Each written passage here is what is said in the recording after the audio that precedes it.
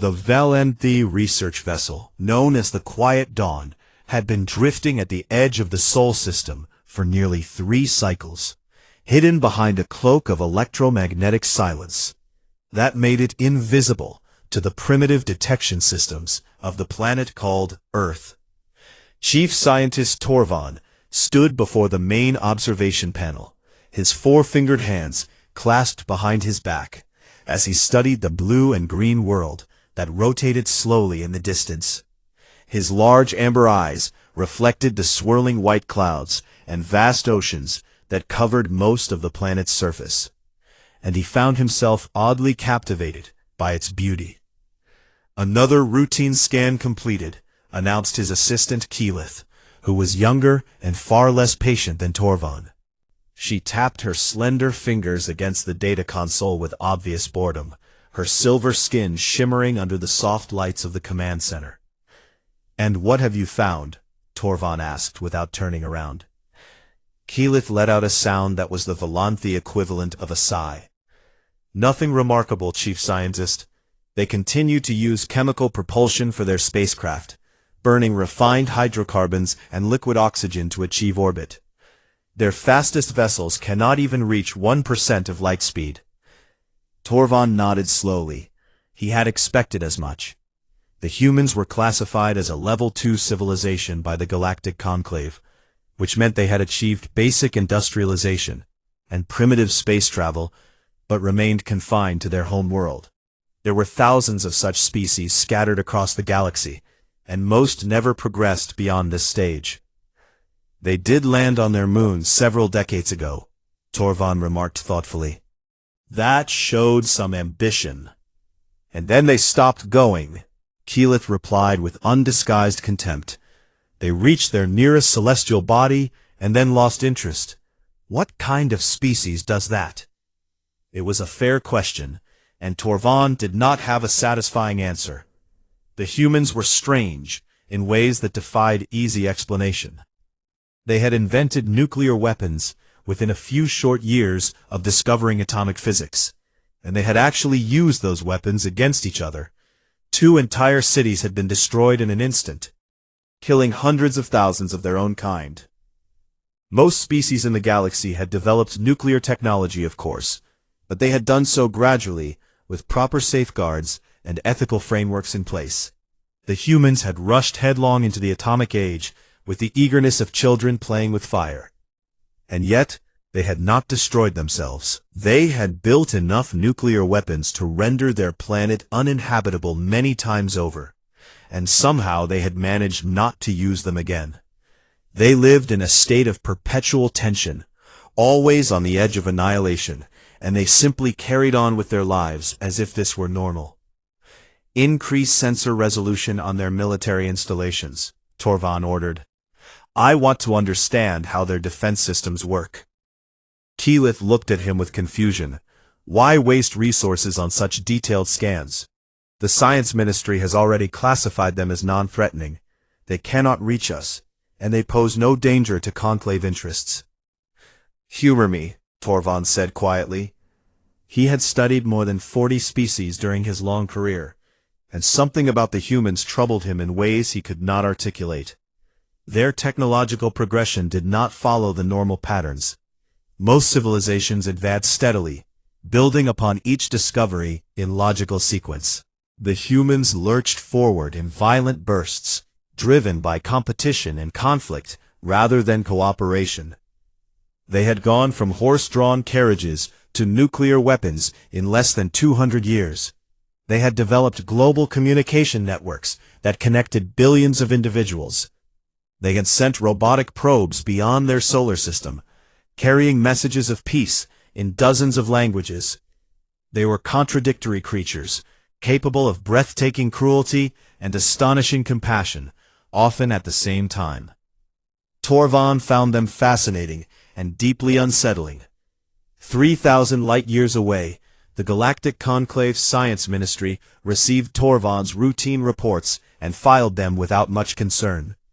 The humans were interesting from an anthropological perspective, but they were not a priority. There were more pressing matters to attend to, including a territorial dispute with the Kralith Federation and ongoing negotiations with the merchant guilds of the Outer Rim. Humanity was a footnote in the grand tapestry of galactic civilization, a minor species on a minor planet in an unremarkable corner of the galaxy. They would either destroy themselves or eventually mature into responsible members of the cosmic community. Either way, it was not worth losing sleep over. That was the prevailing wisdom, and Torvald was in no position to challenge it. He was a scientist, not a politician. His job was to observe and document, not to make policy recommendations, but he could not shake the feeling that everyone was underestimating the humans. Meanwhile, on the surface of the blue planet that Torvald watched so carefully, something extraordinary was taking place in a classified research facility buried deep beneath the Nevada desert. Dr. Marie Ellis stood in the main control room, surrounded by banks of computers and monitoring equipment. She was a tall woman in her early 40s, with short brown hair and tired eyes that spoke of too many sleepless nights. She had dedicated the last 20 years of her life to a single project, and tonight would determine whether those years had been wasted. "Power systems are online," announced Dr. Ben Crawford from his station across the room. He was a heavy-set man with a friendly face and a genius-level understanding of electrical engineering. "Capacitor banks are charging at optimal rates." Marie nodded and turned to the man standing beside her. Commander Nathan Cole was the military liaison for the project, a former Navy pilot with a square jaw and an unshakable calm that Marie had come to rely on during the most stressful moments of the past 2 decades. "Are we ready?" she asked. "The question is whether you are ready," Cole replied with a slight smile. "This is your moment, Doctor." Marie took a deep breath and looked through the reinforced glass window at the massive device that filled the testing chamber. It was called Project Longbow, and it represented the most advanced weapons technology ever created by human hands. The railgun was elegant in its simplicity.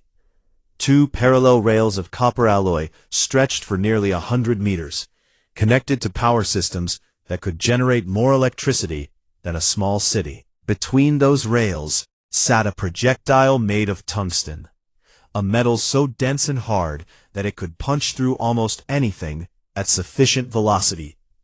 There was no gunpowder, there was no explosive propellant.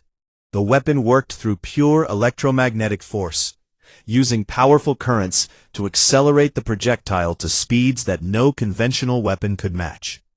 "Final checks complete," Crawford announced. "All systems are green. We are ready to fire on your command." Marie felt her heart pounding in her chest. This was the moment she had worked toward for 2 decades. 3 failed prototypes and $2 billion had led to this single test. If it worked, it would change warfare forever. If it failed, her career was over.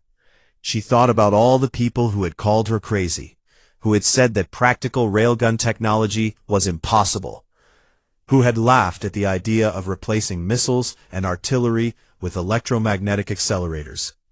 Tonight she would prove them all wrong. "Begin the firing sequence," Marie said, her voice steady despite her racing pulse. The lights in the control room dimmed as power was diverted to the railgun. The air itself seemed to hum with electricity. Warning alarms blared briefly and then fell silent as the vital safety protocols were cleared. "Firing in 5 seconds, Crawford called out. 4, 3, 2, 1. Marie watched through the window as the railgun came to life. There was a brilliant flash of light, a sound like thunder cracking inside the mountain, and the tungsten projectile vanished from sight. It traveled down the 3-mile test tunnel at a velocity that human eyes could not track, moving so fast that the air itself ignited in its wake. When it struck the reinforced steel target at the end of the tunnel, the impact was not an explosion in the traditional sense. It was annihilation. The target simply ceased to exist, vaporized by the sheer kinetic energy of the impact. Metal and rock turned to plasma in an instant. The shockwave rattled the control room windows, despite all the safety barriers between them and the test chamber. Velocity confirmed at 14,000 kilometers per hour, Crawford announced, his voice trembling with excitement. Impact force equivalent to a small tactical warhead, 0 propellant used. Commander Cole let out a low whistle. That is impressive. Marie stared at the smoking crater where the target had been, and she felt a strange mixture of pride and unease settling in her stomach. She had just created the most powerful conventional weapon in human history. She had no idea that beings from across the galaxy were about to observe her achievement with a very different emotion. Far above the Earth, aboard the Quiet Dawn, Torvon's instruments detected an unusual energy signature emanating from the planet's surface, and for the first time in his long career, he felt something very close to fear. Torvon's hands trembled as he adjusted the sensor arrays, desperate to confirm what his instruments were telling him. The energy signature from Earth's surface was unmistakable, but his mind refused to accept the implications. "Keyleth, come here immediately," he called out, and something in his voice made his young assistant abandon her boredom and rush to his side. "What is it?" she asked, her large eyes widening as she studied the data streaming across the display. Torvon pointed at the readings with one slender finger. "Tell me what you see." Keyleth leaned forward, her silver brow furrowing in concentration. "Electromagnetic acceleration of solid matter," she murmured. "Massive power discharge followed by kinetic impact. Velocity readings indicate the projectile was traveling at approximately 14,000 kilometers per hour." "And what does that mean?" Torvon pressed. Keyleth was silent for a long moment. When she finally spoke, her voice was barely above a whisper. "It means they have developed railgun technology." "That is impossible," Torvon said, though he knew, even as the words left his mouth, that impossibility was a concept that did not apply to the humans. "They do not have the materials. They do not have the power infrastructure. Their understanding of electromagnetic physics is centuries behind what would be required." "And yet," Keyleth replied, gesturing at the undeniable data before them. Torvon sank into his command chair and stared at the blue planet with new eyes. Everything he thought he knew about humanity had just been rendered obsolete in a single instant. The Galactic Conclave had spent 3,000 years developing practical railgun technology. It had required rare minerals found only in certain asteroid belts, superconducting materials that took centuries to synthesize, and power systems of staggering complexity. The resulting weapons were the backbone of Conclave naval superiority, capable of accelerating projectiles to velocities that no shield system could deflect. And these primitive humans, these soft-bodied creatures who still burned fossil fuels and fought wars over patches of dirt, had somehow achieved the same result, using copper and aluminum and basic electrical systems. It should not have been possible. The mathematics alone should have been beyond them, and yet Torvon had just watched them do it. "Send an urgent message to the Science Ministry," he ordered. "Classification Priority 1. Tell them we need to convene an emergency session immediately." Keyleth hesitated. "Chief Scientist, are you certain? A Priority 1 classification has not been used in centuries. The Ministry will want to know why we are raising such an alarm over a Level 2 species." "Because they are no longer a Level 2 species," Torvon replied grimly. "They have just jumped 3 classification levels in a single night. We are looking at a potential galactic threat, and the Conclave needs to know." Back on Earth, Marie Ellis had not slept in 36 hours, but she felt more alive than she had in years. The successful test of Project Longbow had triggered a cascade of activity throughout the military and scientific establishments. Generals wanted briefings, politicians wanted assurances, engineers wanted data. Commander Cole had stayed by her side through all of it, handling the military bureaucracy while she focused on the technical questions. He was a good man, steady and reliable, and Marie was grateful for his presence. The Secretary of Defense wants to know how soon we can deploy this technology on naval vessels, Cole told her, as they walked through the underground corridors of the research facility.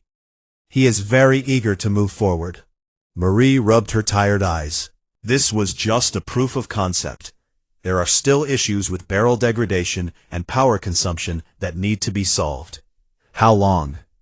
18 months, minimum, Marie replied. Maybe 2 years if we want to do it right. Cole nodded. I will convey that to the Pentagon, though I suspect they will push for a faster timeline. They entered the main laboratory, where Dr. Ben Crawford was already at work, analyzing the data from the test. He looked up as they approached, his round face split by a wide grin. You are not going to believe this, he said excitedly. The projectile performed even better than our models predicted. The velocity was higher than expected, and the penetration depth exceeded all projections. This thing could punch through a battleship like paper. Marie studied the data on his screen. What about accuracy at range? Theoretical effective range is over 200 nautical miles, Crawford replied. With proper targeting systems, we could hit a moving target at distances that conventional artillery cannot even dream of. And the cost per shot? Cole asked. Crawford's grin widened. That is the beautiful part. A single railgun projectile costs about $50,000. A cruise missile costs over $1 million. We can deliver the same destructive power at a fraction of the price.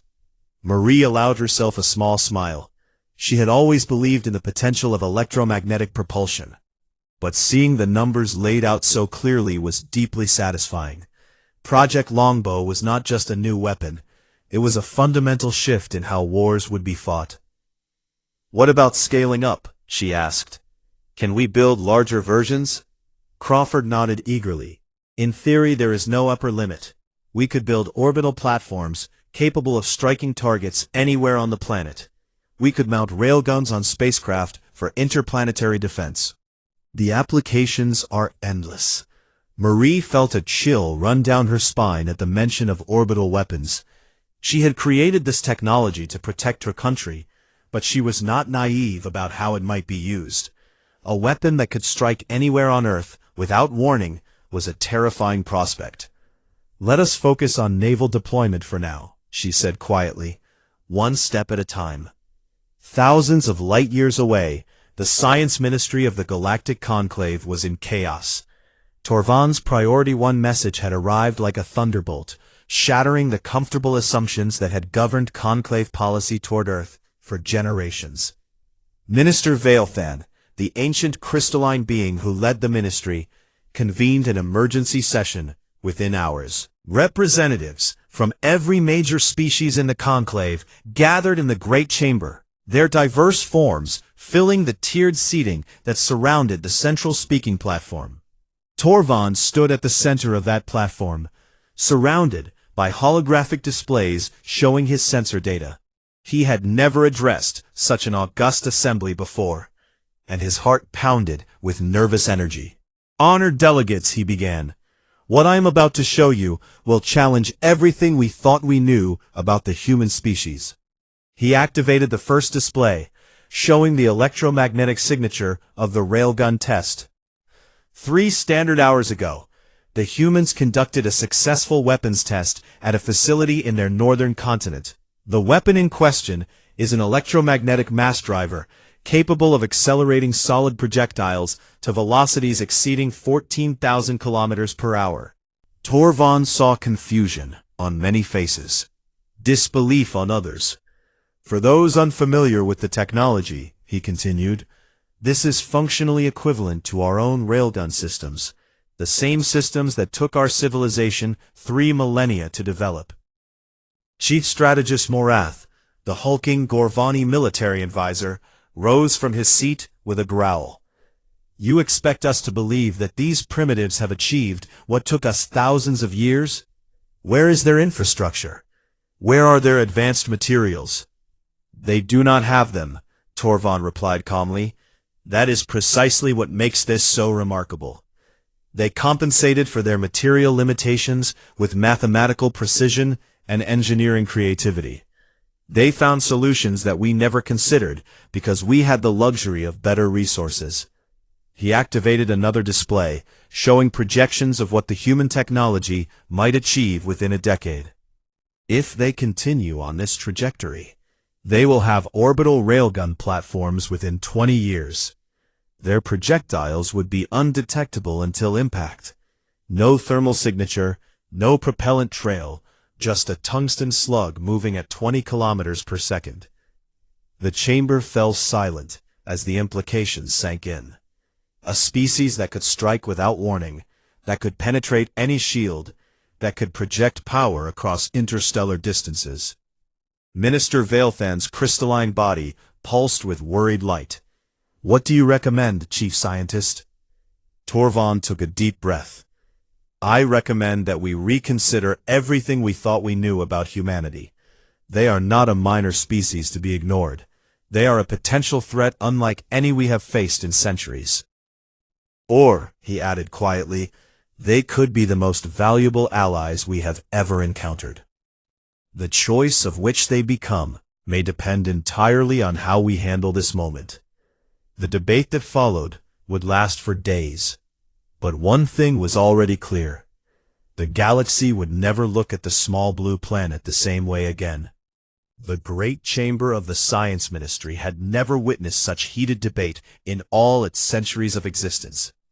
Delegates from across the galaxy shouted over one another, their voices rising and falling like waves crashing against a rocky shore. Chief Strategist Morath had taken the floor, his massive Gorvani frame towering over the speaking platform as he argued for immediate action against humanity.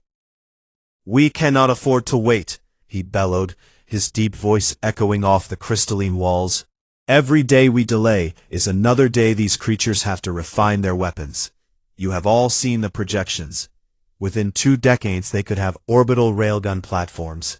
Within 50 years, they could have interstellar capability."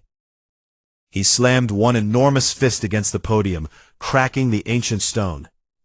"I say we strike now while they are still confined to their single planet. Destroy their industrial capacity before they become a threat we cannot contain."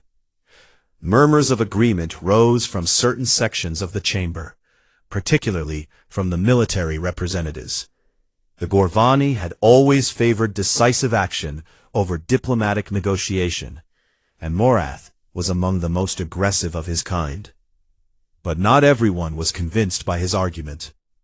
Ambassador Salith of the Melodari Federation rose gracefully from her seat, her bioluminescent skin pulsing with soft blue light. "And what would such an attack accomplish, Chief Strategist? The humans number in the billions. Even if we destroyed their weapons facilities, we could not eliminate their knowledge. They would simply rebuild." "Then we eliminate the species entirely," Morath replied coldly. "It would not be the first time the Conclave has taken such measures to protect galactic stability."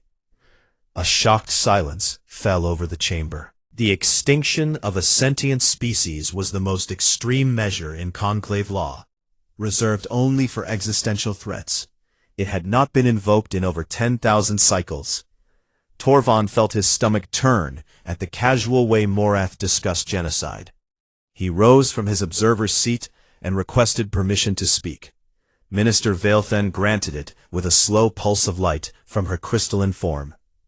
"Chief Strategist," Torvon began, keeping his voice calm, despite the anger burning in his chest. "You speak of eliminating billions of intelligent beings as if they were pests to be exterminated. I must remind this assembly that the humans have done nothing aggressive toward us. They do not even know we exist."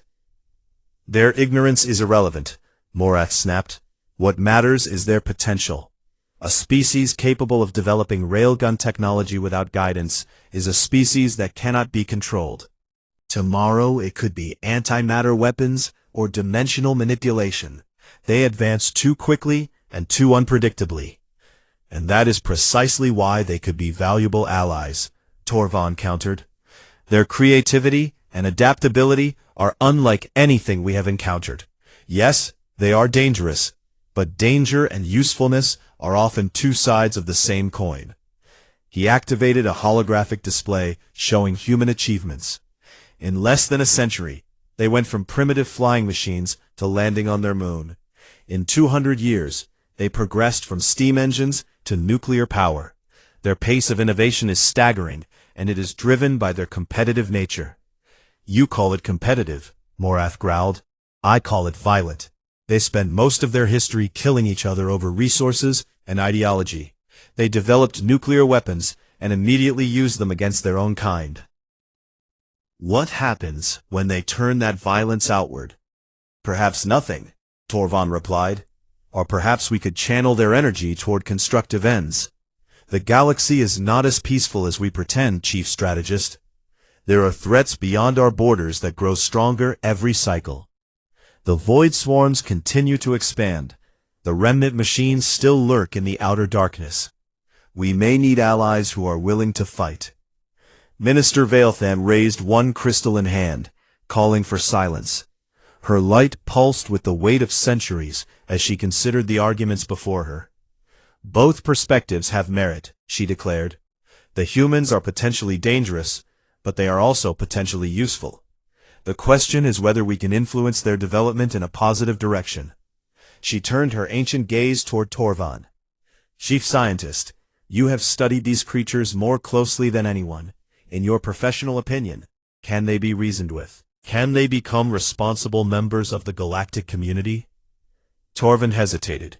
It was a question he had asked himself many times, and he still did not have a definitive answer.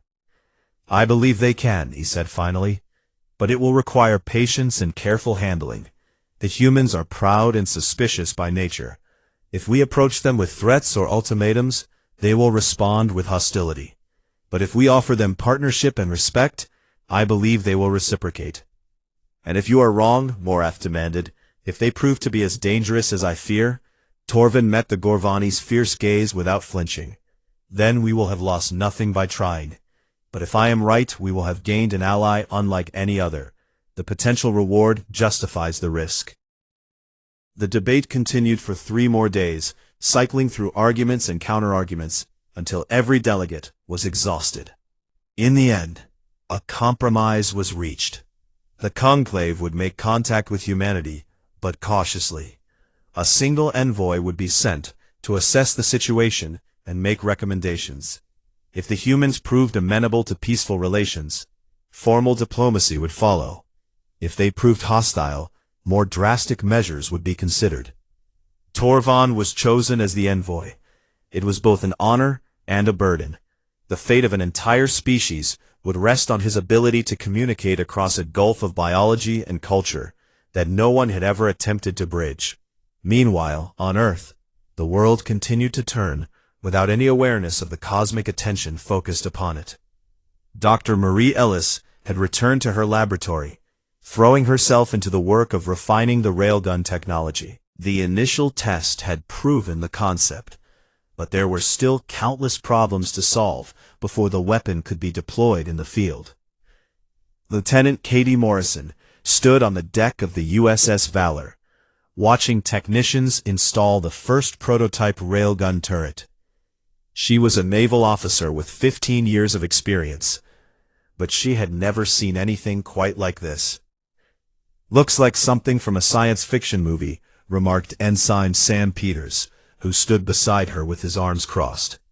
Hard to believe it actually works. Katie nodded slowly.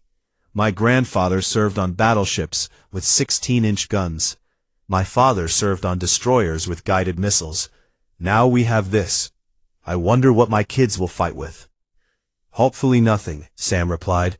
Maybe this thing will be so scary that no one will want to fight at all. Katie smiled without humor. That is what they said about nuclear weapons. Did not stop the Cold War from happening. She turned away from the railgun and looked out at the vast expanse of the Pacific Ocean. Somewhere out there, unseen and unknown, forces were stirring that would change everything she thought she knew about her place in the universe. Come on, she said to Sam. We have drills to run. The Admiral wants the Valor combat ready within 6 months. Sam followed her below decks, neither of them suspecting that alien eyes were watching their every move from beyond the stars. In the depths of space, the quiet dawn began its journey back toward the heart of the Conclave. Torvald had preparations to make before his mission to Earth, and he wanted to study everything the Volanthi archives contained about first contact procedures. He knew that the coming months would determine the future of 2 civilizations, and he was determined not to fail. The humans had proven themselves capable of remarkable achievements. Now it was time to see if they were capable of something even more difficult than building weapons. It was time to see if they were capable of peace. 18 months had passed since the first successful test of Project Longbow, and the world had changed in ways that Marie Ellis could never have predicted. The USS Valor had completed its sea trials and was now officially the most powerful surface combatant in the United States Navy.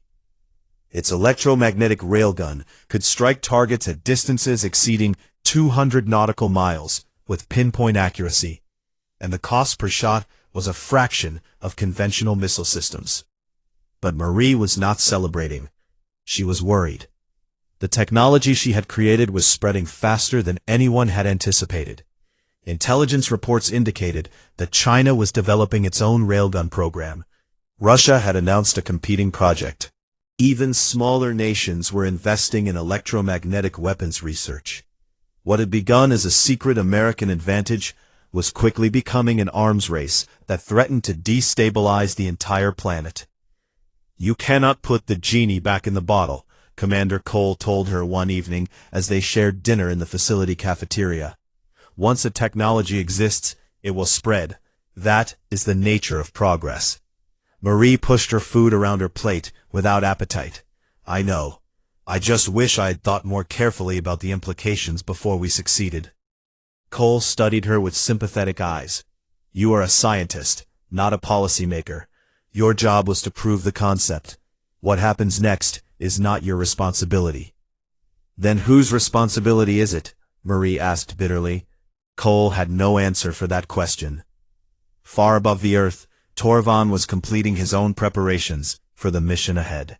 The quiet dawn had been replaced by a diplomatic vessel called the Herald of Understanding, specially designed for first contact situations.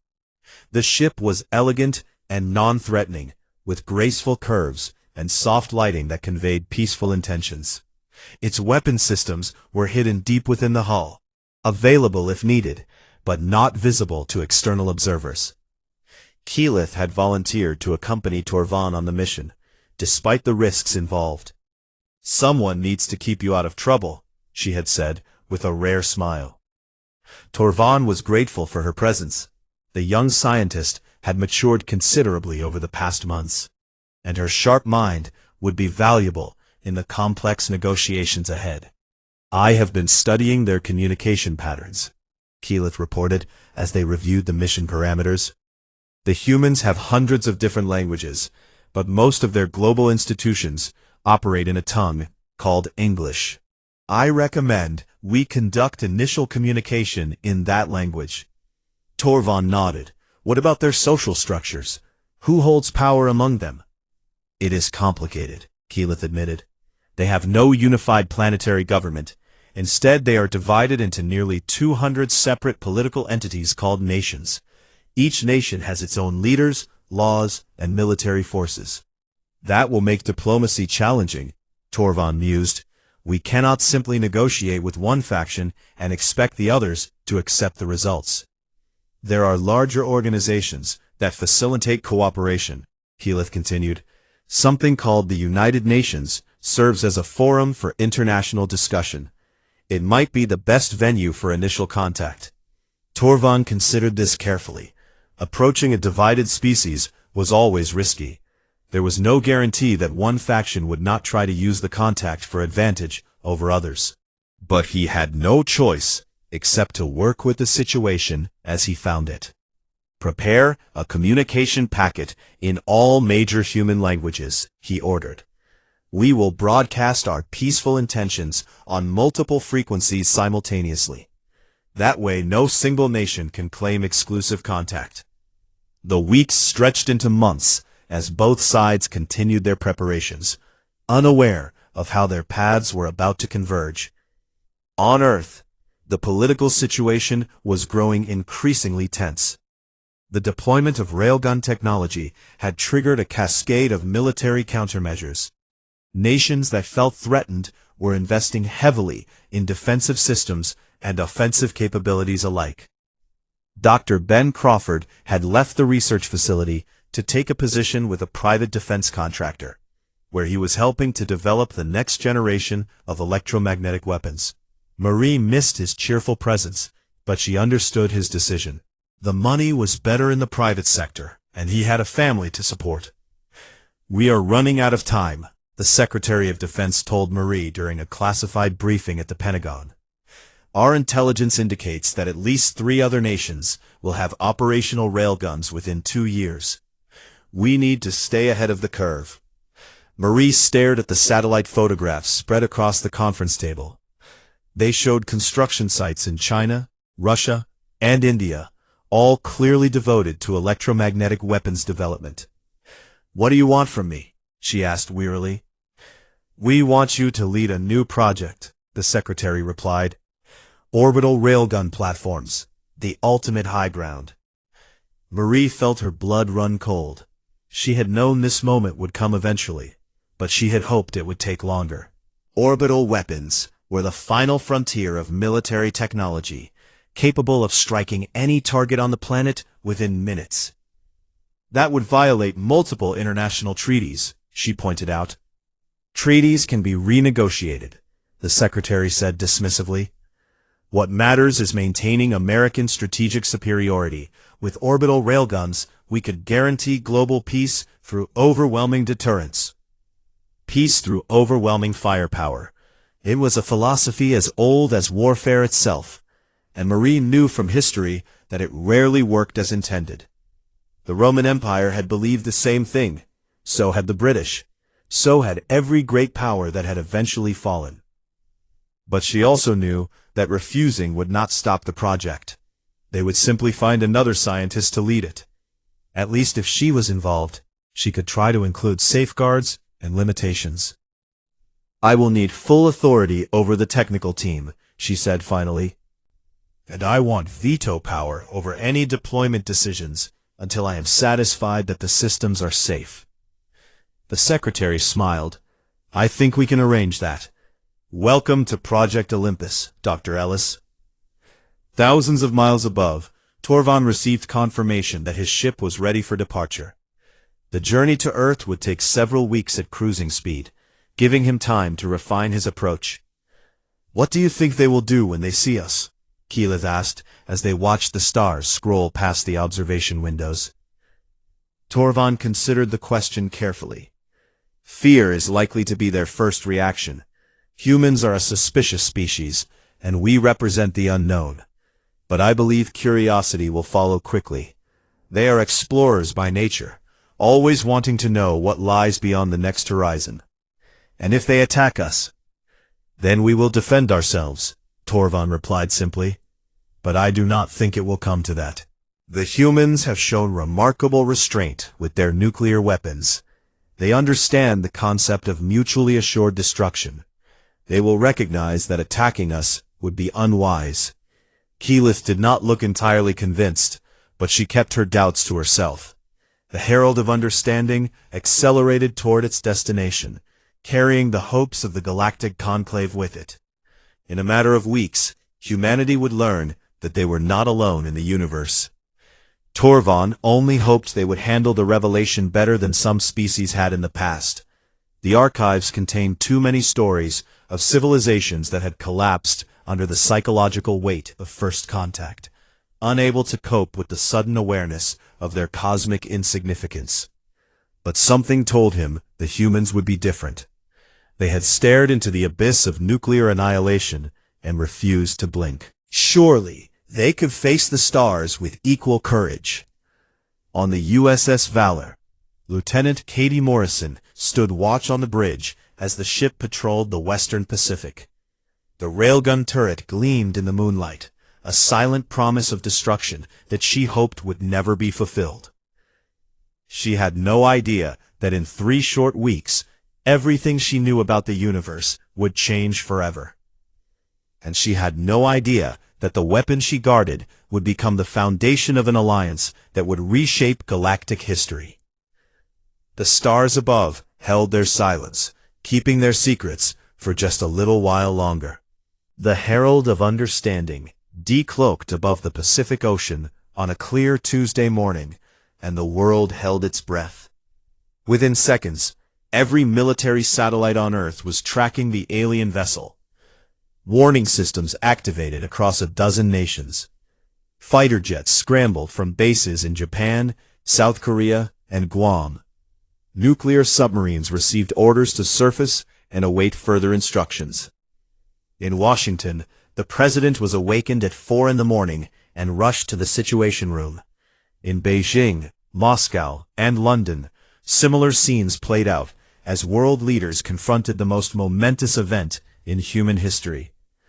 Torvald watched the frantic activity on his sensors and felt a mixture of hope and concern.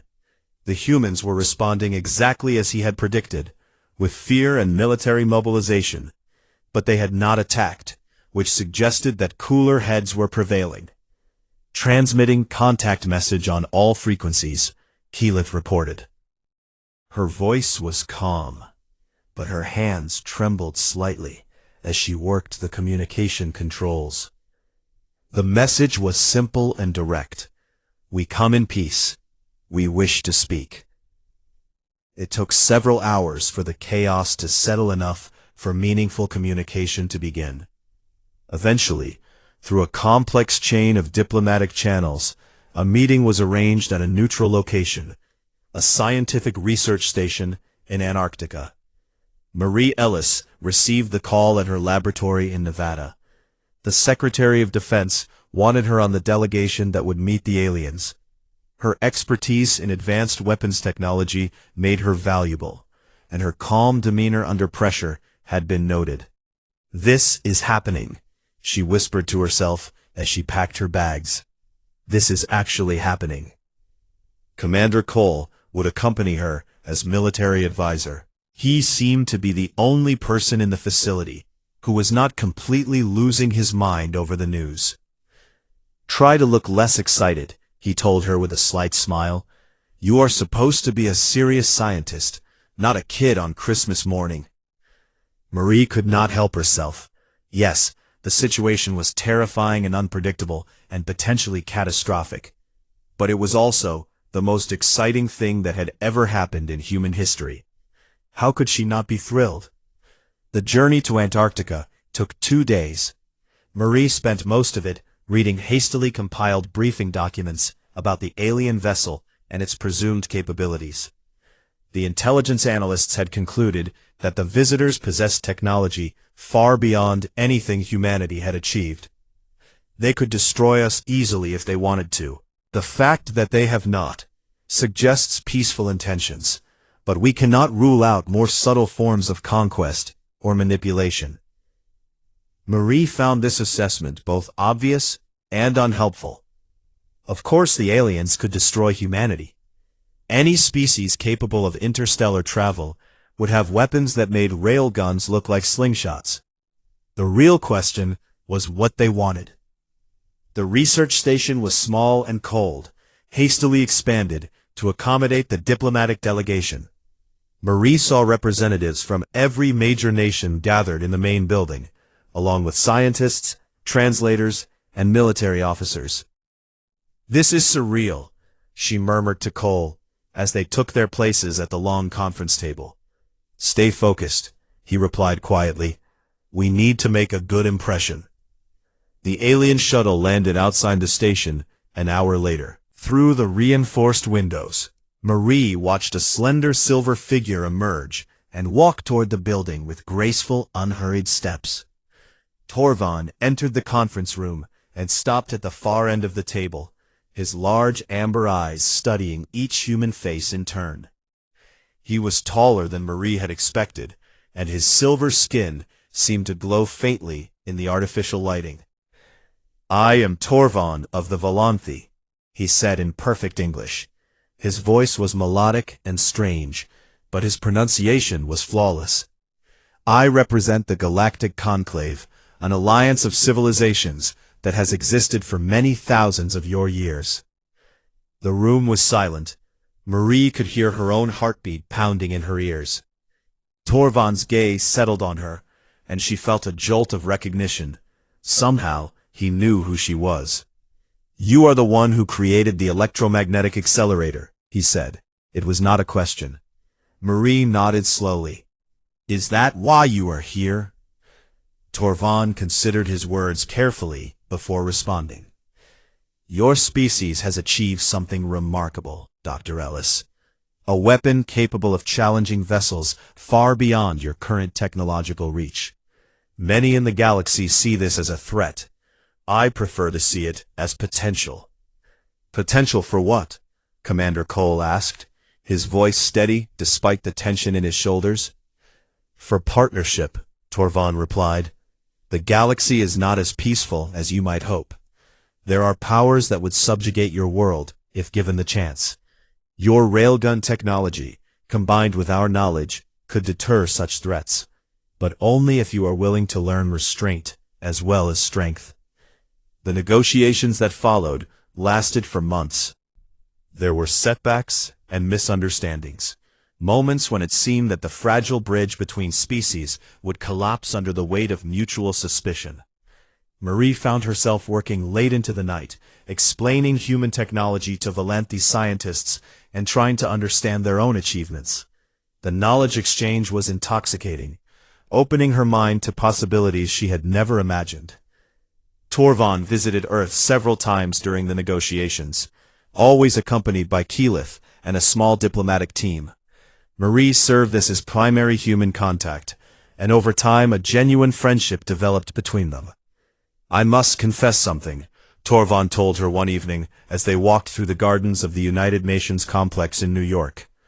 When I first observed your species, I thought you were too dangerous to survive, too violent, too unpredictable. Marie smiled sadly. You were not entirely wrong. We have done terrible things to each other. Sometimes, I wonder if we deserve to survive. That very doubt is what convinces me otherwise, Torvon replied.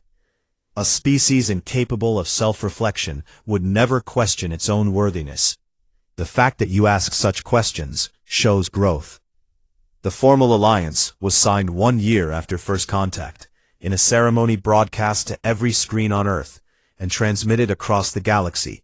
Humanity had taken its first step into a larger universe, no longer alone among the stars.